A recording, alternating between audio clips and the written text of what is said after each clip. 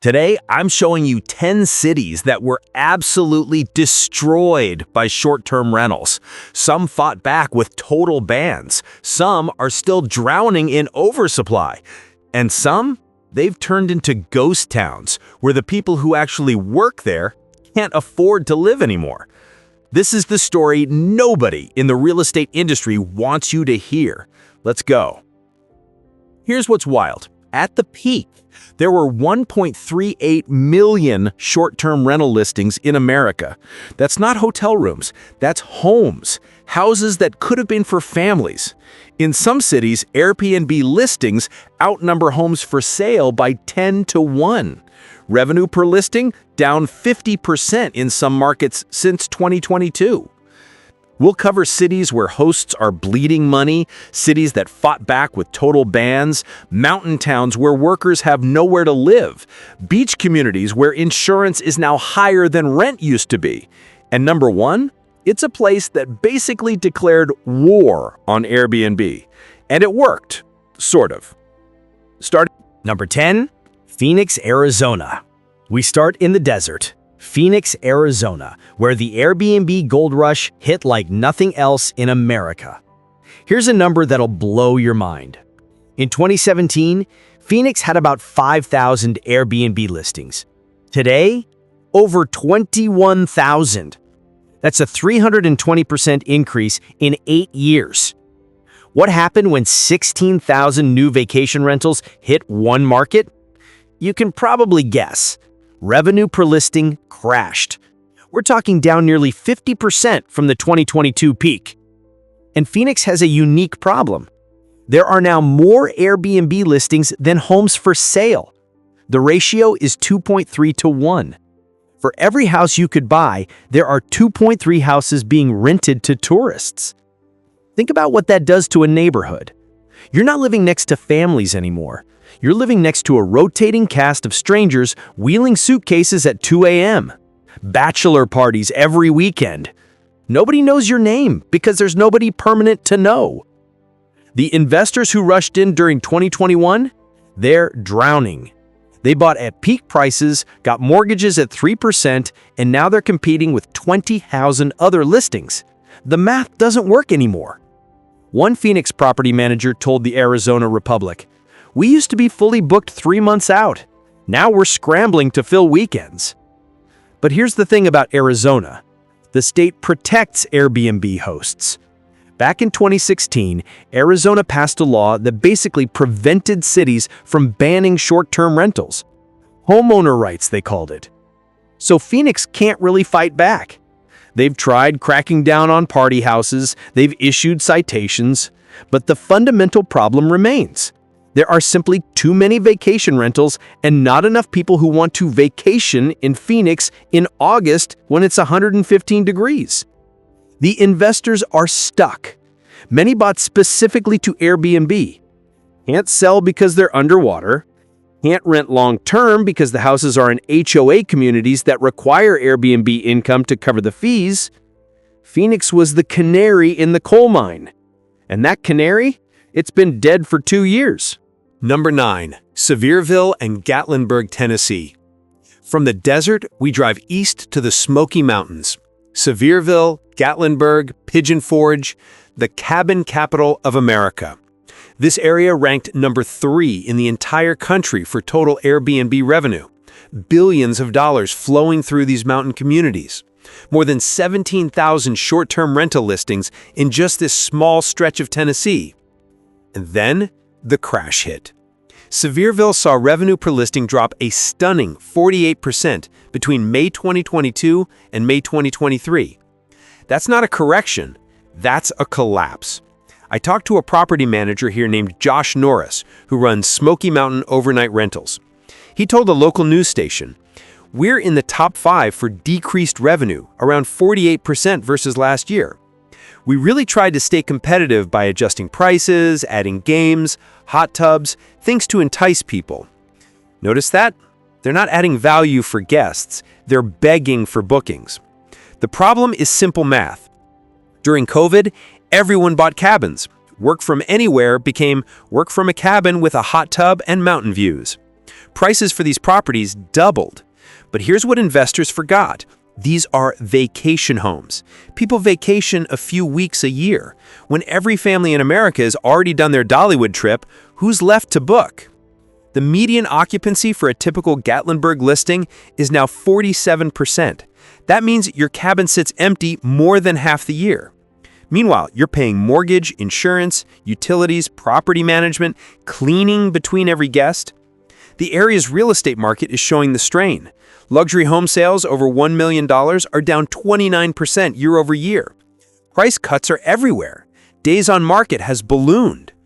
And now, some areas within Pigeon Forge and Gatlinburg are implementing no new short-term rental zones. They're trying to preserve housing for locals who actually work in these tourism economies. But the damage is done. The investors who bought cabins at $600,000 in 2022 are now looking at properties worth $450,000, and their rental income can't cover their costs. Welcome to the Smokies. Bring your wallet. You'll need it.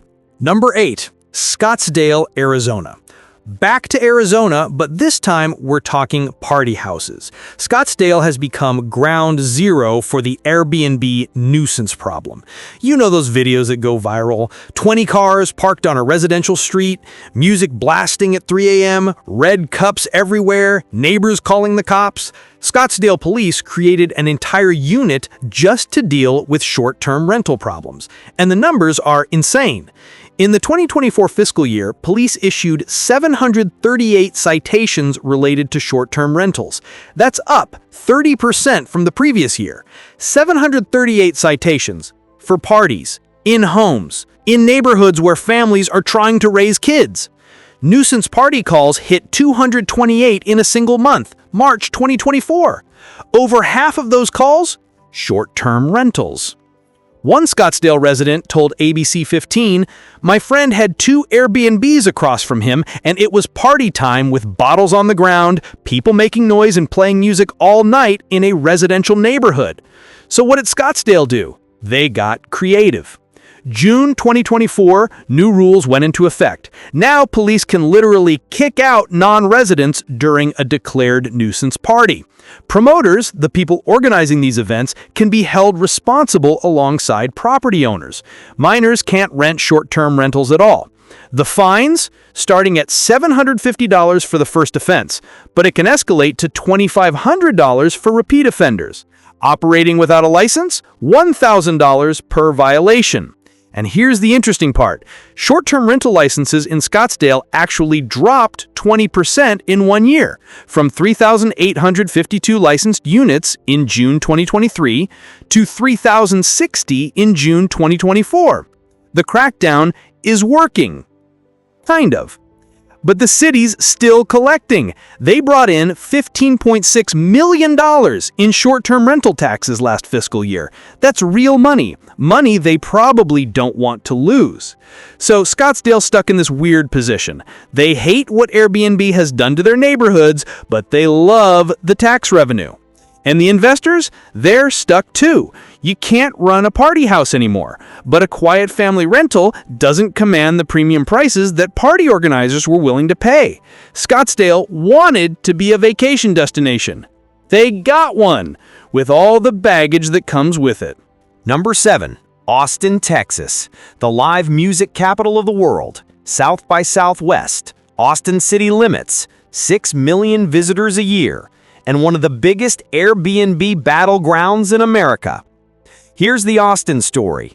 Back in 2016, the city council passed an ordinance that would have effectively banned non-owner-occupied short-term rentals in residential neighborhoods by 2022. Type 2 rentals, they called them. Entire homes where the owner doesn't live. Investors freaked. They sued. And in 2019, a state appeals court declared parts of the ordinance unconstitutional. The city can't ban you from renting your property, the court said. Property rights. So, Austin's stuck. They wanted to crack down, courts said no, and now there are an estimated 10,000 unlicensed short-term rentals operating in Austin. The city only has about 2,200 licensed ones. That gap tells you everything. For every legal permitted Airbnb, There are nearly 5 operating in the shadows. But here's the market reality. Austin has seen revenue per listing drop significantly. The city has a 42% surplus of housing inventory. That's the largest surplus in all of Texas. Home prices have fallen 30% from their 2022 peak. One house that sold for $600,000 in 2022, now worth $420,000. The investors who bet big on Austin during the tech boom and the Tesla hype, they're underwater. Short-term rental income can't cover the mortgages they took out at peak prices. In February 2025, Austin finally passed new regulations. They're shifting to a business framework model. Platforms like Airbnb now have to display license numbers. They have to collect hotel occupancy taxes. Owners can't operate 2 short-term rentals within 1,000 feet of each other. Will it help? Too early to tell. But one thing's certain. Austin's housing market crashed hard. And while Airbnb wasn't the only cause, having thousands of homes pulled off the market for vacation rentals didn't help. If you bought an investment property in Austin between 2021 and 2023, I'm sorry, you're probably wishing you hadn't listened to that guy on YouTube telling you about passive income. Number 6. Breckenridge, Colorado. Now we go to the mountains. Breckenridge, Colorado, one of the most beautiful ski towns in America, and one of the most aggressive in fighting back against Airbnb. Here's a stat that should make your jaw drop. 52% of Breckenridge's housing stock is licensed as short-term rentals. Not 5%, not 15%, 52%. More than half the houses in this town aren't homes, they're hotels. And the town said, enough. Breckenridge implemented a cap. They're reducing licensed short-term rentals from 3,945 down to 2,200. That's cutting the number almost in half through attrition. When a property sells, that license doesn't transfer. The town is divided into 4 different zones, each with its own cap, the strictest regulations in Colorado. And the investors? They sued. Of course they did. A group of over 100 property owners filed a federal lawsuit against Summit County commissioners.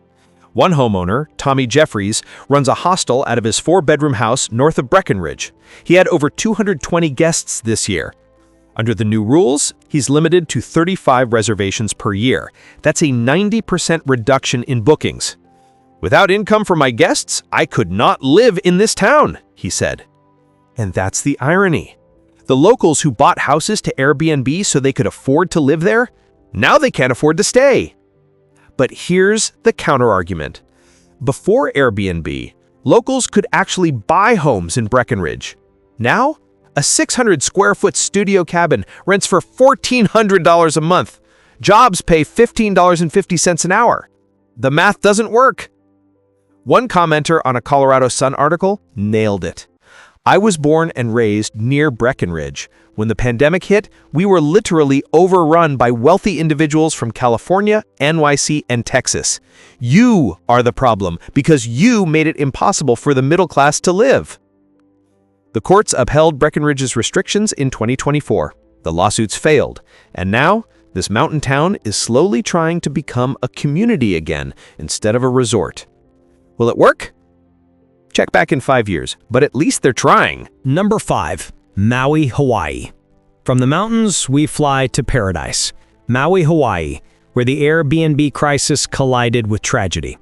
In August 2023, wildfires devastated Lahaina.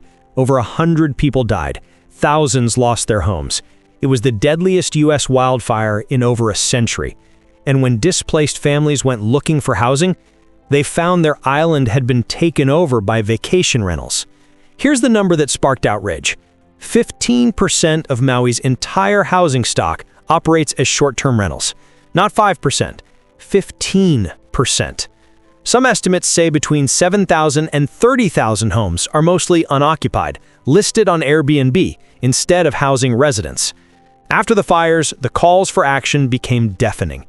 In May 2024, Hawaii Governor Josh Green signed Senate Bill 2919. It gave counties the power to phase out short-term rentals entirely. He said publicly, "The majority of STRs in Hawaii are illegal, owned by non-residents, and contribute to skyrocketing housing costs." 52% of short-term rentals in Hawaii are owned by people who don't even live in the state. Over a quarter of owners have 20 or more units. These aren't local families renting grandma's cottage. These are investors treating housing like stocks. Maui's county council has been debating Bill 9, which would phase out roughly half of the island's short-term rentals. 7,000 plus units could be forced to convert to long-term housing. The proposed timeline? Phase out starting July 1, 2025 in West Maui, the rest by January 2026. Property owners are fighting back. Lawsuits, protests, claims of economic devastation. Some estimates say the island could lose $1.6 billion in visitor spending. But supporters say it's simple math. Fire victims need homes. Half the island's housing is being rented to tourists for $400 a night while families live in cars. The debate has gotten ugly. Verbal attacks, misinformation campaigns, even fistfights at public meetings. What happens in Maui will set the template for the rest of America. Can a community take back its housing from Airbnb? We're about to find out. Number 4. San Diego, California. Down the coast to San Diego, the city that went from 16,000 Airbnbs to half that in 3 years. San Diego passed the short-term residential occupancy ordinance in 2022. It was brutal. A citywide cap on whole home rentals. Only 1% of housing can be short-term rentals, except Mission Beach, which gets 30% because of its history as a vacation spot. There's now a lottery system for new licenses. There are only about 1,300 licenses still available under the cap. And they're not transferable. When you sell, you lose your license. Before the ordinance, about 16,000 short-term rentals. Today, around 9,500, a 40% reduction. The city council member who championed the rules said, "The ordinance is doing well for the most part. It's balanced for both tourists and property owners." The tax revenue has been solid, $50 million in fiscal year 2024. So the city's not hurting financially. But the problems haven't gone away. At a recent city council meeting, residents still complained about parties, noise, and the constant turnover of guests. One speaker said, "There's been parties, loud shouting." Another called the current policy badly broken. The system created 2 classes of property owners: those who got in before the cap, who can still operate, and those who missed the window, locked out forever, unless they win the lottery. Meanwhile, Mission Beach has become this strange anomaly, a community where 30% of homes are vacation rentals. Walk down the streets and half your neighbors are tourists. San Diego tried to find a middle ground. Some say it worked. Others say it just created new problems. But one thing's undeniable. The city proved you can reduce Airbnb inventory if you're willing to fight for it. Number 3, Los Angeles, California. Staying in California, let's talk LA, the entertainment capital of the world, and one of the strictest Airbnb markets in America. In 2019, Los Angeles passed the home sharing ordinance, and they didn't mess around. Only your primary residence can be an Airbnb. You have to live there at least 6 months a year. Maximum 120 nights of rental per year unless you get a special permit. Rent-stabilized apartments? Banned completely. ADUs built after 2020? Also banned. The result? Listings cratered. We're talking a 78% decrease from 2019 to 2022 in compliant listings. The city cracked down hard. Fines for violations can hit $2,400 per day. Operating without a permit? Busted. Exceeding your 120 nights? Busted. One host on an Airbnb forum wrote, "I have had 0 violations over the course of the past 5 years since the inception of this program. Yet still I go through the renewal process of my license with absolute dread." The system worked. Sort of. Because here's LA's dirty secret. Despite the regulations, Inside Airbnb estimates there are still over 13,000 active listings in Los Angeles. And according to one analysis, only 50% have valid short-term rental licenses. So, half of LA's Airbnbs might be illegal. The city has issued about 1,083 citations since November 2019, levied roughly $920,000 in fines. That sounds like a lot until you realize there could be 6,500 plus illegal rentals operating. In 2024, LA County finally passed its own rules for unincorporated areas. Same deal. Primary residents only, $914 annual registration fee, no ADUs, no rent-controlled units. Los Angeles shows what happens when a city commits to regulation but struggles with enforcement. The rules exist. The will to enforce them fully? That's another question.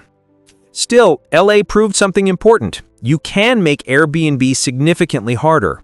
Whether you can eliminate the underground market is another story entirely. Number 2. Denver, Colorado. Back to Colorado. Denver, the mile-high city, where the housing market crash is meeting the Airbnb correction in spectacular fashion. Let's start with the broader market. Denver is one of the worst-performing metros in America right now. 91% of homes lost value in the past year. That's the third worst rate among major metros. Only Austin and Phoenix are worse. Median listing prices are down 4% year over year. Active listings are up 20 to 30%. And the average home in Denver is 40 years old, meaning it probably needs work. Now add Airbnb to the mix. Denver requires a primary residence license for short-term rentals. You have to actually live in the home, no investment properties. The license has to be renewed annually. But here's the problem. People got around it. They'd claim a property was their primary residence when it wasn't. They'd list multiple properties under different family members' names. The city has tried to crack down, but enforcement is whack-a-mole. Shut down one illegal listing, 2 more pop up. And the investors who did follow the rules, they're hurting. One retired homeowner told the local paper, "I listed my $1.3 million house and got 1 showing in 2 weeks. I'm considering renting it out instead because I can't sell." That's the Denver trap. Can't sell because the market's down. Can't Airbnb because you already moved out and it's no longer your primary residence. Can't afford to let it sit empty. The mountain-adjacent areas are even worse. Jefferson County implemented a 1-year moratorium on new short-term rental permits in April 2024. Too many permits, not enough local housing. Denver bet big on being a destination city. Tech workers, remote employees, tourists. But when the job market softened and interest rates spiked, all those assumptions fell apart. The Airbnb hosts, they're stuck with properties they can't rent profitably and can't sell at the prices they paid. Denver's housing market isn't just correcting, it's reckoning. Number 1. New York City. And finally, the city that declared total, uncompromising war on Airbnb and won. New York City. September 5th, 2023. Local Law 18 goes into effect. The most aggressive short-term rental crackdown in American history. The rules are simple and brutal. You want to rent your place for less than 30 days? Fine, but you have to be there, in the apartment, with the guests, while they sleep in your home. Maximum 2 guests at a time, and you have to register with the city's Office of Special Enforcement before you even list. No more entire apartments rented to tourists while you're at your house in the Hamptons. No more investment properties masquerading as home sharing. No more landlords kicking out tenants to flip units to Airbnb. No more. The effect was immediate and devastating for hosts. Before Local Law 18, about 22,000 short-term Airbnb listings in New York City. After, 3,200. That's an 83% drop in 1 year. Some boroughs got hit even harder. The outer boroughs, Brooklyn, Queens, the Bronx, Staten Island, went from 17,000 listings to 1,400. That's a 90% reduction. As of right now, fewer than 2,000 apartments in all 5 boroughs remain legally bookable on Airbnb for short stays.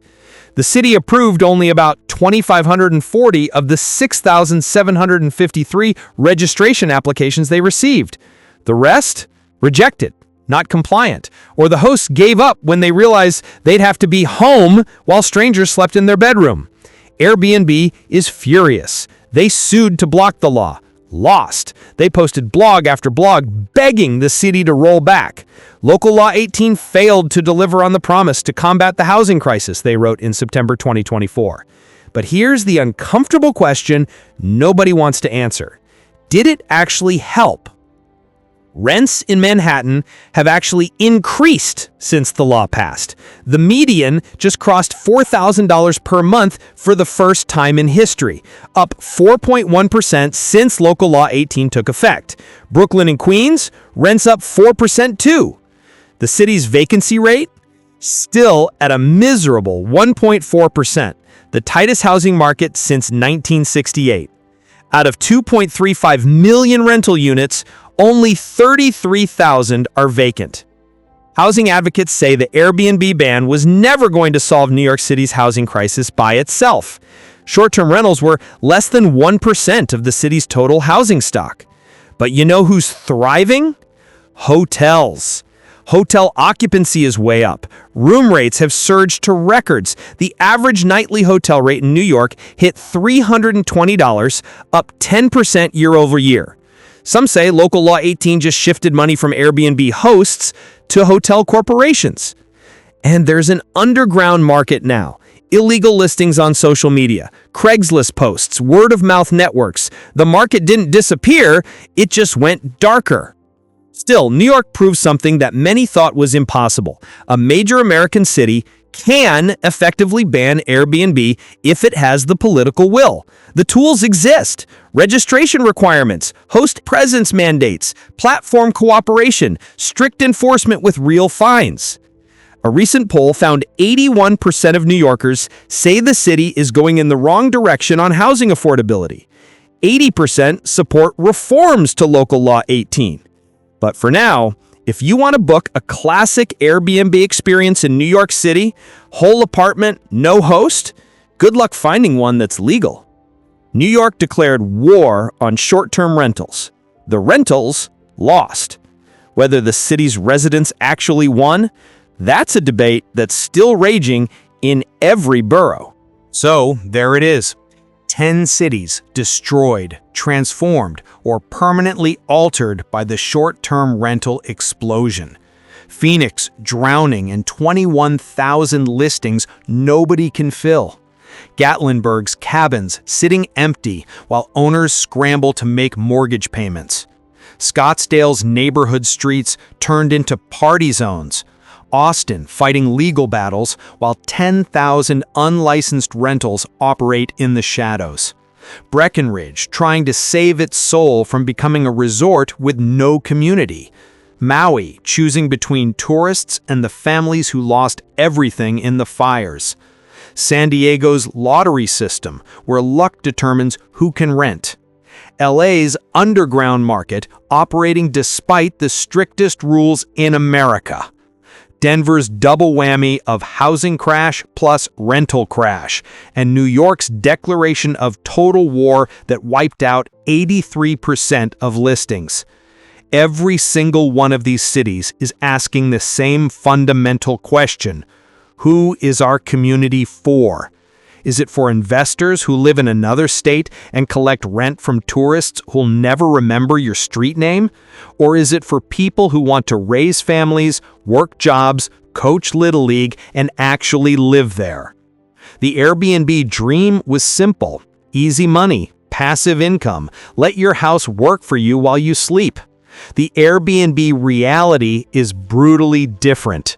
Saturated markets where you're competing with 20,000 other listings, crashing revenues that can't cover your mortgage, legal battles that cost more than the house is worth.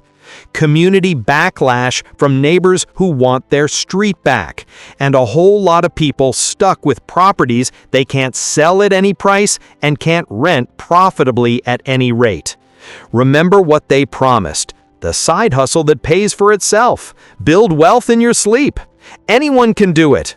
Now look at what happened. Foreclosures, fire sales, bankruptcies, and TikTok videos of people with dead eyes explaining how they lost everything.